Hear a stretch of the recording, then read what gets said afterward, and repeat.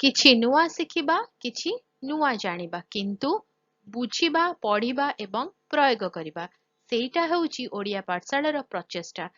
ଆପଣମାନଙ୍କୁ ସମସ୍ତଙ୍କୁ ସ୍ୱାଗତ ଓଡ଼ିଆ ପାଠଶାଳାକୁ। ଚାଲନ୍ତୁ ଆଜିର ଭିଡିଓରେ ଆମେ ଶିକ୍ଷାର ମୂଲ୍ୟ ବିଷୟରେ କଥା ହେବା।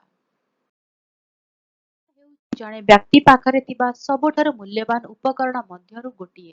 ଏହା ବ୍ୟକ୍ତିଗତ ଅଭିବୃଦ୍ଧି, ସାମାଜିକ ବିକାଶ ଏବଂ ଜାତୀୟ ପ୍ରଗତି ପାଇଁ ମୂଳଦୁଆ।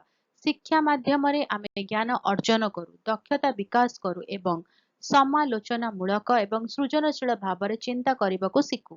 ଏହା ଆମର ବ୍ୟକ୍ତିତ୍ୱକୁ ଆକାର ଦିଏ, ଚରିତ୍ର ଗଠନ କରେ ଏବଂ ଆମ ଚାରିପାଖର ଦୁନିଆକୁ ବୁଝିବାରେ ସାହାଯ୍ୟ କରେ।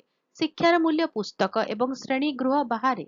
ଏହା ଆମକୁ ଶୃଙ୍ଖଳା, ଦାୟିତ୍ୱ ଏବଂ ଅନ୍ୟମାନଙ୍କ ପ୍ରତି ସମ୍ମାନ ଶିଖାଏ। ଜଣେ ଶିକ୍ଷିତ ବ୍ୟକ୍ତି ସୂଚନାପ୍ରଦ ନିଷ୍ପତ୍ତି ନେଇପାରେ, ସମାଜରେ ଅବଦାନ ଦେଇପାରେ ଏବଂ ପରିବର୍ତ୍ତିତ ପରିସ୍ଥିତି ସହିତ ଖାପ ଖୁଆଇ ପାରେ। ଶିକ୍ଷା ସୁଯୋଗର ଦ୍ୱାର ଖୋଲିଥାଏ, ଏକ ସଫଳ କ୍ୟାରିୟର ଗଠନରେ ସାହାଯ୍ୟ କରେ ଏବଂ ଜୀବନର ଗୁଣବତ୍ତା ଉନ୍ନତ କରେ। ଏହା ଦାରିଦ୍ର୍ୟ ହ୍ରାସ ଏବଂ ସମାନତାକୁ ପ୍ରୋତ୍ସାହିତ କରିବାରେ ମଧ୍ୟ ଗୁରୁତ୍ୱପୂର୍ଣ୍ଣ ଭୂମିକା ଗ୍ରହଣ କରେ।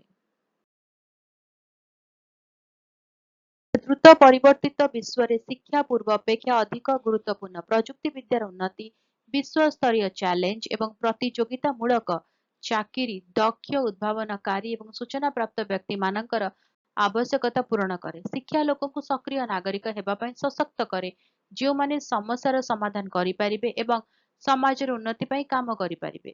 ଶିକ୍ଷା ଶାନ୍ତି, ସହନଶୀଳତା ଏବଂ ପାରସ୍ପରିକ ବୁଝାମଣାକୁ ପ୍ରୋତ୍ସାହିତ କରେ।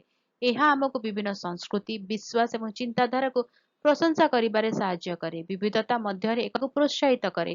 ଏକ ଶିକ୍ଷିତ ସମାଜ ସୁସ୍ଥ, ନ୍ୟାୟପୂର୍ଣ୍ଣ ଏବଂ ସମୃଦ୍ଧ ହେବାର ସମ୍ଭାବନା ଅଧିକ। ତଥାପି ଶିକ୍ଷାର ପ୍ରକୃତ ମୂଲ୍ୟ କେବଳ ଶିକ୍ଷାଗତ ସଫଳତାରେ ନୁହେଁ, ବରଂ ଏହାକୁ ବାସ୍ତବ ଜୀବନରେ କିପରି ପ୍ରୟୋଗ କରାଯାଏ ସେଥିରେ ନିହିତ।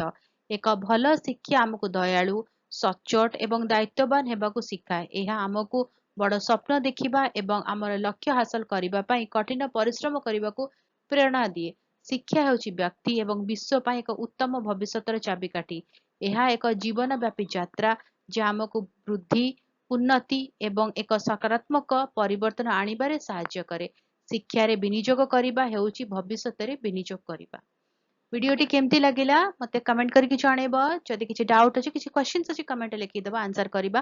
ଆଉ ଯଦି ଭଲ ଲାଗିଲା ତାହେଲେ ଭିଡିଓ ଟିକେ ଲାଇକ୍ କରିଦେବ, ଭିଡିଓ को शेयर करो, चैनल को सब्सक्राइब करी बेल आइकन प्रेस करी ऑल नोटिफिकेशन को ऑन रखिथाओ। ताले देखा आगे वीडियो रे। भलरे रुह, सुस्थ रे रुह, मते अनुमति दियो। Bye bye.